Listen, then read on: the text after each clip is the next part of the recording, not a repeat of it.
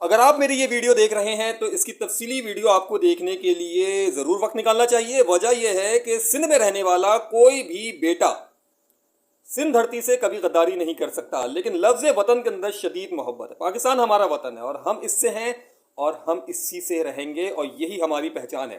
کہیں کوئی گنجائش نہیں بنتی کہ کوئی سندھی کسی اردو بولنے والے کے لیے کوئی بھی نفرت رکھے، اور نہ ہی کسی اردو بولنے والے کو یہ حق پہنچتا ہے کہ وہ کسی سندھی کے لیے نفرت رکھے۔ آپس میں محبت اتفاق رکھیں گے تو یہ آپ کی اولاد کے لیے بھی کارآمد ہوگا اور آپ کے لیے بھی۔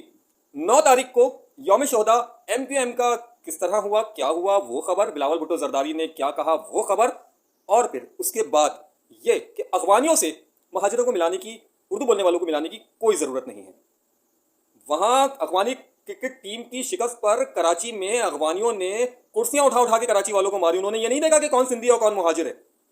انہوں نے عید، بقرہ عید یا کسی بھی تہوار پر آپ کے سی ویو سے لے کے آپ کے سفاری پارک اور آپ کے گارڈن تک افغانستان کے جھنڈے لہرائے۔ انہوں نے نمک حرامی کی ہر حد کو عبور کیا، لیکن کبھی اردو اسپیکنگ نے ایسا نہیں کیا تھا نا، یہ آپ بھی جانتے ہیں، نہ کبھی سندھی نے ایسا کیا۔ تو آپس میں جب رہتے ہیں تو ایک ماں کے اگر 2 بچے ہیں، 2 بیٹے ہیں، تو آپس میں لڑنے کا کیا فائدہ ہے؟ سوشل میڈیا پہ اس وقت جو کچھ ہو رہا ہے میرا نہیں خیال کہ اچھا ہو رہا ہے۔ آپ اس ویڈیو تفصیلی ویڈیو کی طرف ضرور دیں اور میری بات کو سننے سمجھنے کی کوشش کریں۔